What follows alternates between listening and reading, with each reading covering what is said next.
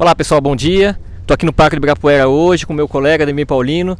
O Ademir ele vai pela terceira vez agora para o Quênia fazer uma experiência. Ele já tem muita coisa legal para falar para a gente e hoje ele se prontificou a compartilhar um pouquinho da sua experiência conosco.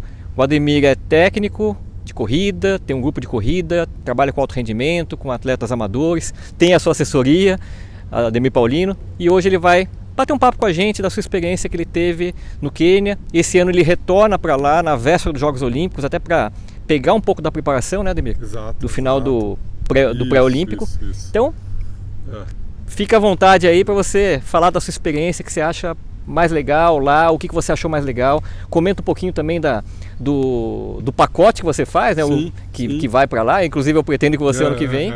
E seja bem-vindo. Legal, obrigado. Agradeço aí a oportunidade de falar um pouco disso, né?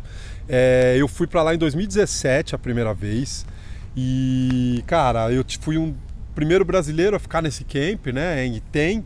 É importante, para quem não sabe, Iten é a cidade onde estão todos os corredores no Quênia, né? Porque o Quênia ele é formado por várias tribos e a tribo dos corredores é a tribo dos Kalendis, que estão sitiados ali em Iten. É uma cidade pequena, uma característica assim única no mundo, porque é uma cidade bem pequena, tem por volta de 25 mil pessoas, fica no alto da montanha, à beira do Vale do Rift, né, uma região super bonito. E os Kalendis são os representantes, é a tribo dos corredores. Né? Então, esse lugar de 25 mil pessoas, a gente está falando de mais de 3 mil atletas de nível profissional. Né? E aí eu fui em 2017 e, cara, vivi uma experiência incrível, talvez uma das maiores experiências esportivas da minha vida, né? E queria trazer isso para mais pessoas. Então foi daí que partiu a ideia de eu montar um camp, de levar brasileiros para lá. E aí o ano passado, 2019, eu consegui, junto com os treinadores que eu conheci, o esquema, a gente montou um camp para esses brasileiros. A gente foi com 24 pessoas e esse ano vai ser o segundo camp que a gente está indo. Então a ideia eu sou treinador, né? A ideia não é que isso vire uma profissão, mas é que eu consiga mostrar para mais pessoas o que eu vivi lá e a experiência que eu tive.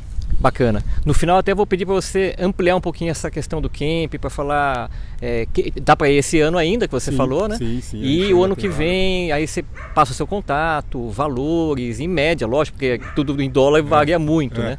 Mas é uma coisa que, como eu falei, o ano que vem estamos juntos. Estaremos juntos, vai ser um prazer. Uma característica, né, até desse ano é que são treinadores que estão indo. Né? O ano passado a gente foi com vários corredores, mas é um camp aberto para qualquer um, né? Quem são apaixonados pelo esporte. Legal. E com relação, Ademir, você falou lá do número de atletas de alto nível. A gente tem uma ideia, a gente vê em provas, quem estuda tem um pouco mais de detalhes, de perfil, de peso, estatura, mas para o público em geral que acompanha o vídeo, o que você viu assim em termos de peso? A gente estava até brincando, né? Eu e você lá somos gordos, né? Exato. Como que é o perfil mais ou menos do queniano da maioria que você viu lá? É assim, né? Como eu falei, o Quênia, ele é um país que não é tão grande, né? É um país médio ali na África, mas ele é formado por tribos, né? E a característica da tribo dos Kalendis, que são os conhecidos no Quênia e conhecido pela tribo dos corredores, né, os Kalendis, eles têm uma característica física que é totalmente favorável à corrida. Eles são extremamente magros, e é uma magreza que é difícil da gente observar, né, estando fora de lá, um lugar, né, então eles têm essa característica que é muito fácil entender depois de você entender um pouco mais da cultura deles, né? É um lugar que não tem carro, ou melhor, tem poucos carros, a maneira deles se deslocarem é a pé, correndo, e isso, geração após geração, né? Aquela mudança genética. Os caras hoje têm um corpo totalmente favorável à corrida. Sim. Então, o público de maneira geral, mesmo as pessoas que não correm, são extremamente magros, né? Não são tão altos, né? Tem uma estatura média aí, o homem, eu podia falar 1,70m, 1,75m, e as mulheres um pouco mais baixas, né? E isso a gente sabe como treinador e é fácil entender que para a corrida isso favorece muito, né? E aí até uma história que, para ilustrar isso, é assim, um dos quenianos lá que virou meu amigo, ele falou, ele tem por volta de 40 anos, ele falou que ele estudava 8 quilômetros da escola. Então ele ia correndo para a escola, né, de manhã. Aí ele estudava cedo, ele voltava para casa no almoço, né? Almoçava em casa, depois voltava para a escola e à noite retornava para casa. Então ele fazia 4 sessões de 8 quilômetros por dia, né? Então uma loucura, cara. A gente imaginar que uma criança, uma formação, ele era criança, né? Nessa época aí, e isso é muito comum. Né? Hoje já existem escolas mais próximas, né? Mas ainda é uma cena comum a gente sair para correr de manhã e as crianças estarem correndo, né? Com a mochila nas costas, indo para a escola. Legal. A gente estava até falando aqui no extra oficial, né? Que o peso das meninas por volta de 50 quilos, abaixo de 50 quilos. Né? Abaixo de 50 e dos quilos. homens? A grande maioria, eles têm, isso aí é interessante, que eu conversei com eles com relação a peso, e eles falam que para correr tem que ser com menos de 60 quilos, né? Então, isso, eles já têm isso na cabeça, e aí você imagina, Kleber, um atleta de, sei lá, 1,78m, né? Com menos de 60 quilos, né? E isso tem muito. Então, para entender um pouco do perfil desses atletas, e engraçado, né, que eu aqui sou considerado um cara magro, lá eles me achavam forte, me achavam, né, pesado, falavam, não, você é muito pesado para correr e tal, né, exatamente por conta dessa referência de peso que é por volta de os homens menos de 60, as meninas de 40, a menos de 50, sem dúvida. Menos de 50, sem dúvida. Sim. Isso é até legal, né? Que a gente estava brincando aí, que nós somos gordos para eles, porque eu fazia a prova de pista 800, 1500, depois eu migrei para a rua. Quando eu migrei para a rua, eu corria em média 160, 170 quilômetros. E aí naquela época, treinando para meia maratona, era início ainda de preparação para a rua, eu pesava 58 quilos, eu tenho 73. Então hoje, pesando 64, eu vejo que é diferente. Você tem que carregar esses quilos a mais. Sem dúvida, sem dúvida. Um dado interessante, que os 60 melhores tempos de maratona, né, mundiais, são atletas de menos de 60 quilos. Nenhum tem mais de 60 quilos. Então, é um esporte que, se a gente pensar, ele poderia até ser categorizado por peso, né? Não vai ter um cara de 80 quilos fazendo uma maratona em alto nível, né? Sim. Lógico, a gente lida com amador, a gente não está querendo eliminar os amadores que não têm esse peso, mas pensando assim, de alguém que está buscando alto nível, tem que ser nesse ponto em alto mesmo. nível não tem como fugir. E o que a gente traz isso para um amador? Né? O que a gente traz de lição para o amador? O amador que quer um pouco mais de performance, né?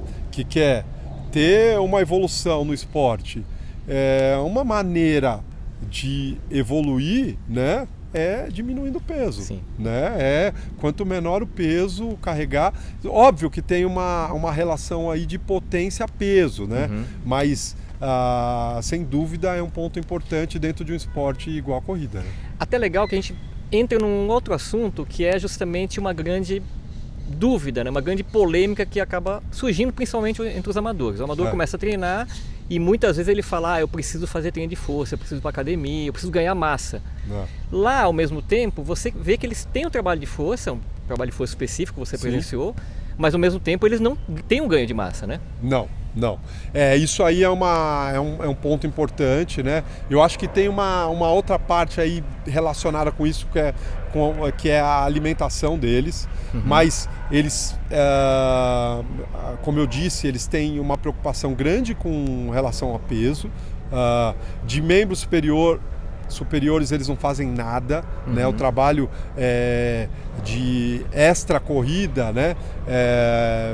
A região de core, glúteo posterior, que é aquela musculatura que sustenta o corpo e ajuda a manter na postura também, né? Então, até pela quantidade de treinos aeróbicos que os caras têm, né, Kleber, é fácil entender que fica mais difícil ganhar peso, né, e principalmente ganhar músculo. Né? Sim.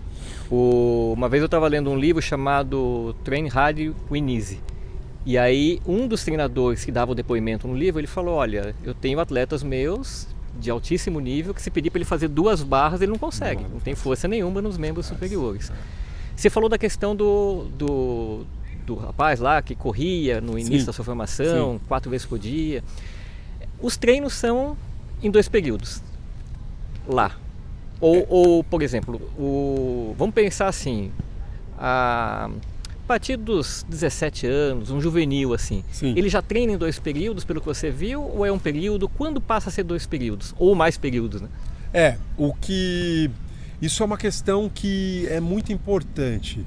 No começo dos anos 80, um treinador inglês, né, que está sitiado lá até hoje, ele foi para lá observando, um cara visionário, observando que esses atletas, que esse povo tinha uma característica que favorecia a corrida, e ele organizou o treino da cidade. Então,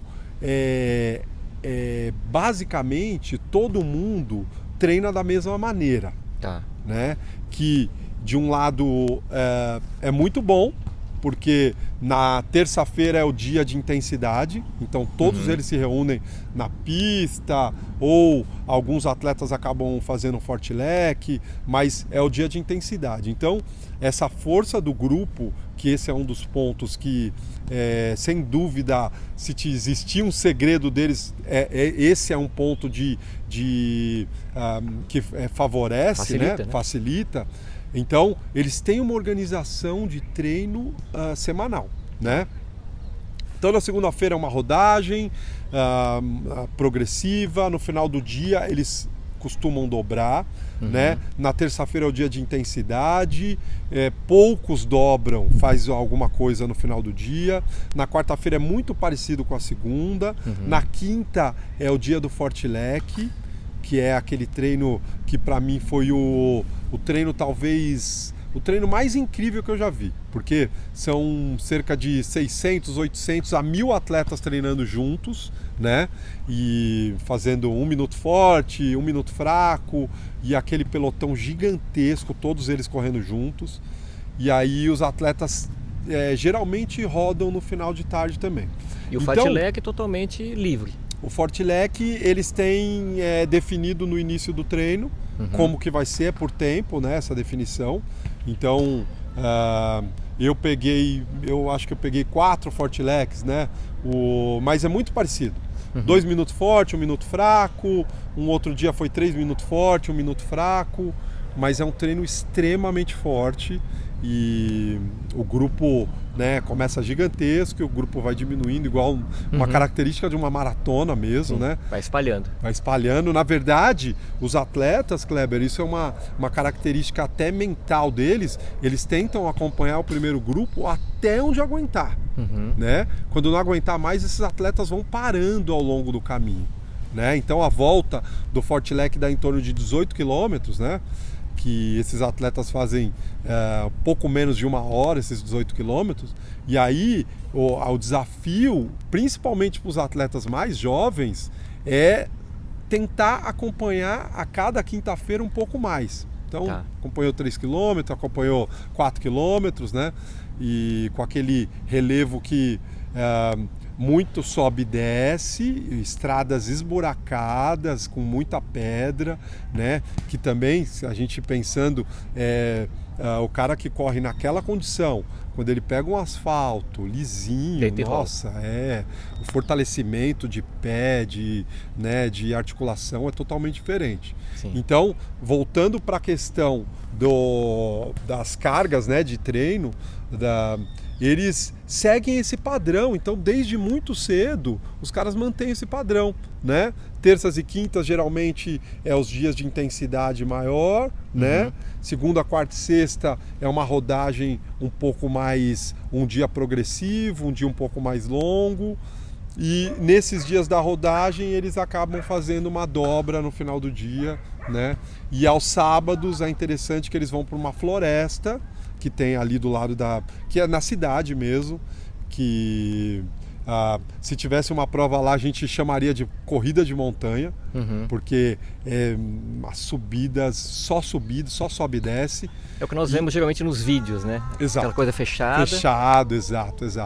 E essa floresta é onde eles fazem o longo. Então eles costumam fazer... E o longo é longo mesmo, é coisa de 35, 37, 40 quilômetros, né?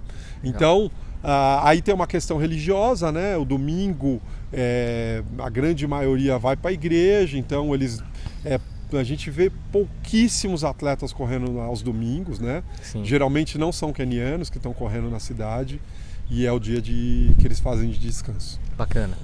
E até interessante, né? Eu tive uma experiência, a gente estava falando agora há pouco do Centro Olímpico. Sim. E eu treinei com o professor Carlos Ventura, o Carlão. Carlão. E havia muito na época esse senso de equipe, né? A questão do grupo.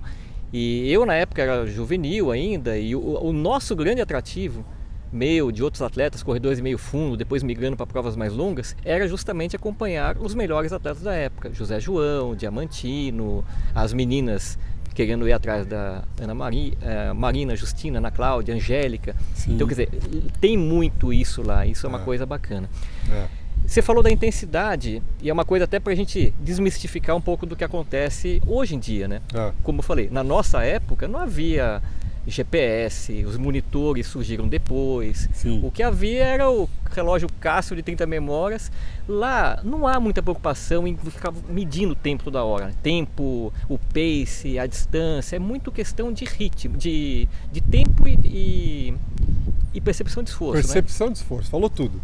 Isso é algo que me surpreendeu muito, né?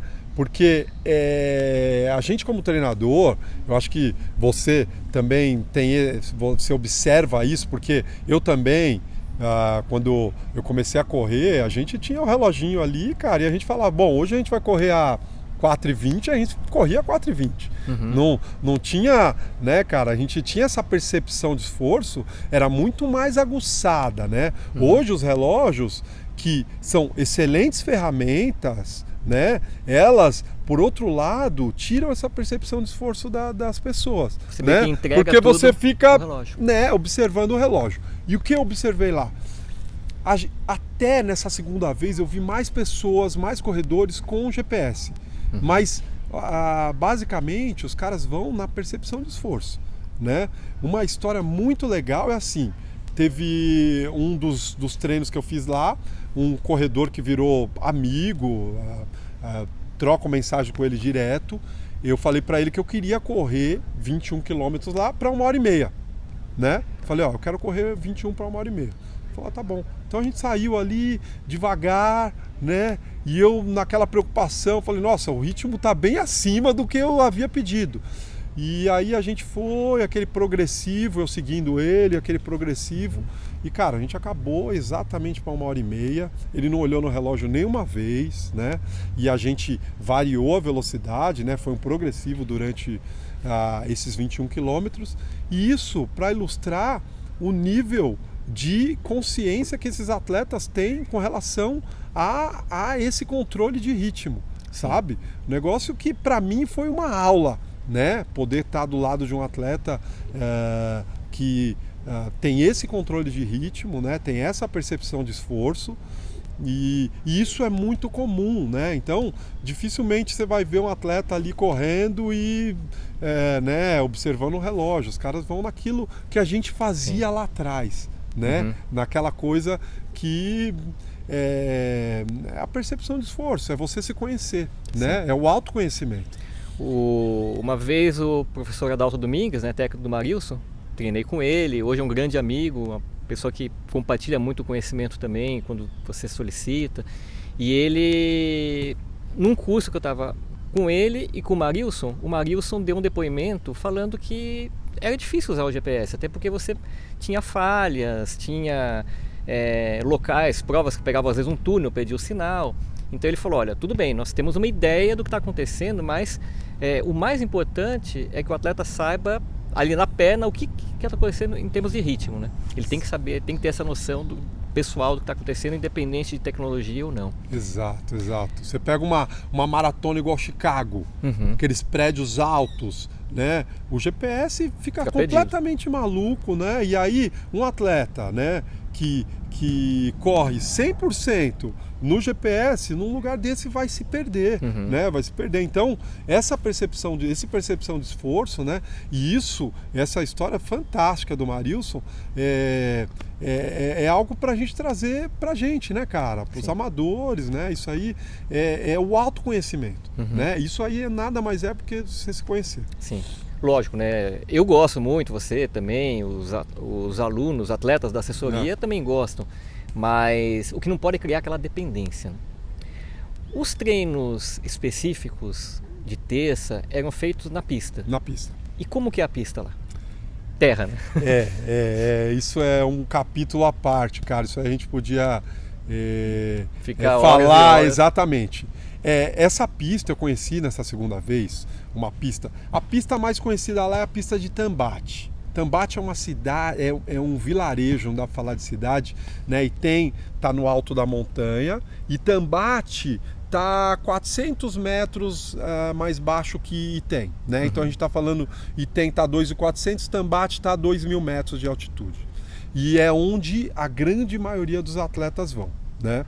Essa pista de Tambate, ela faz parte de uma escola em Tambate, onde a escola oferece isso. A escola ela tem um papel fundamental na formação dos atletas em Item, né? Patrocinando esses atletas, né? Patrocinando, talvez não seja a palavra, mas dando um apoio para esses atletas e utilizando essa estrutura que essas escolas têm. É aquela escola que ficou famosa por ter as fotos dos atletas, inclusive, que estudaram lá. Essa é a St. Patrick School. St. Patrick School, St. Patrick School é a outra escola, que é inclusive onde o David Rudisha mora. Eu visitei alguns atletas que moram lá. Nessa escola, ela oferece dormitório para os atletas, né? Então, é um dos lugares, assim, talvez é a melhor organização de um nível profissional dentro do Quênia, é nessa escola, em St. Patrick. E aí, voltando para a pista de Tambate é uma pista de terra, né?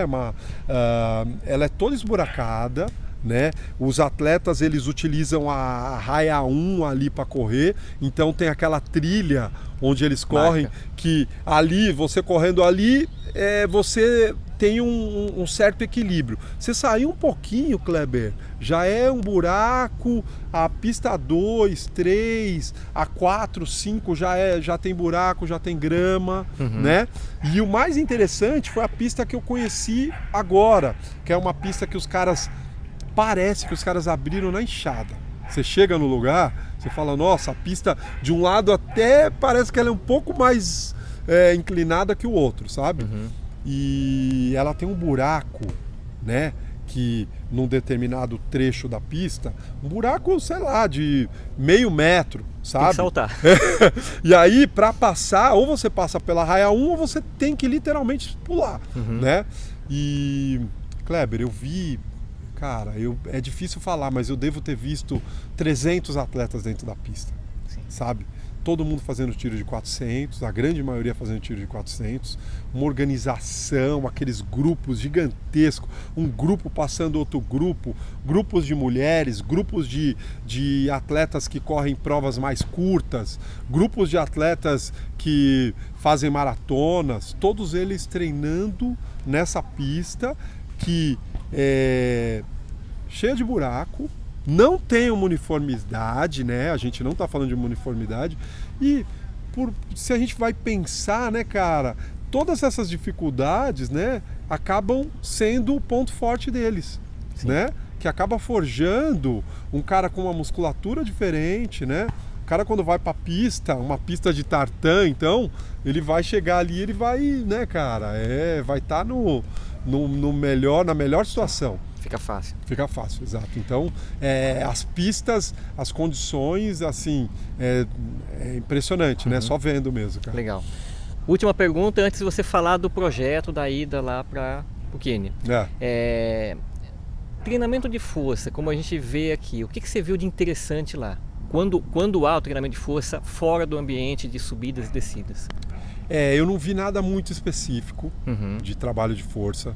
A grande maioria dos treinadores com que eu tive oportunidade de conversar, eles falam que esse trabalho, uma coisa mais específica na corrida, com subida, né? Tiro em subida, aquele trabalho de potência mais específico. O que eu vi extra, né, fora da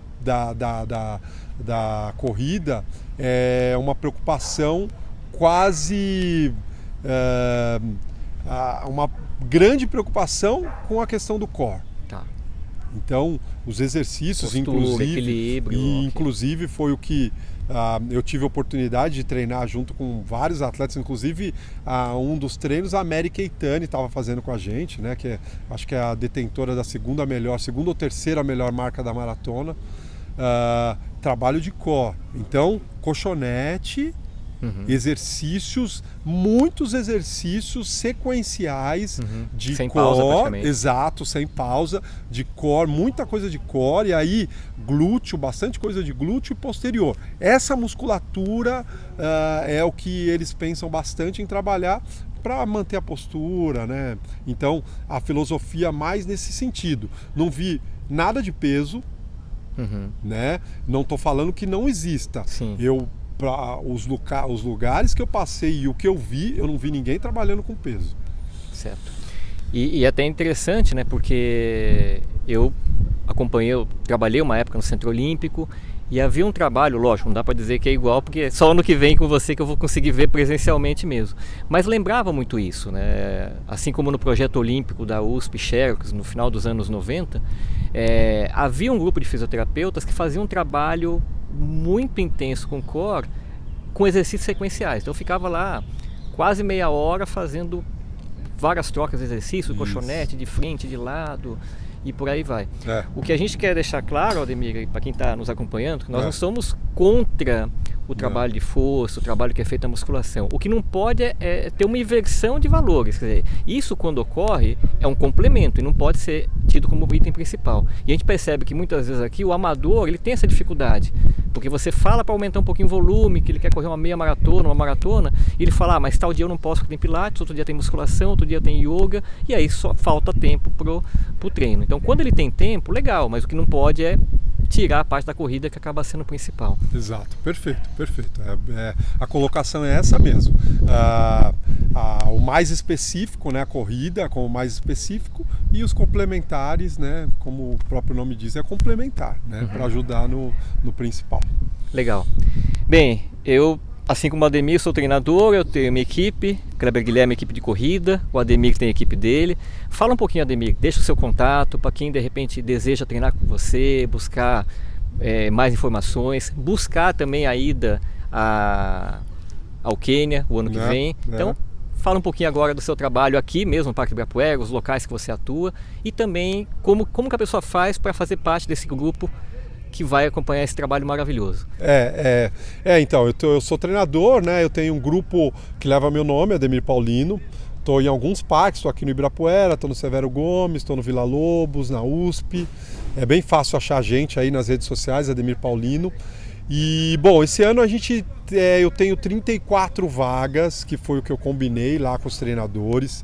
A gente tem hoje de inscritos, eu acho que 22 ou 23 pessoas já confirmadas. A gente vai agora no mês de junho e é um camp, eu sou suspeito para falar, mas é fantástico, é uma experiência esportiva, mas também é uma experiência de vida, porque o local é extremamente pobre, né?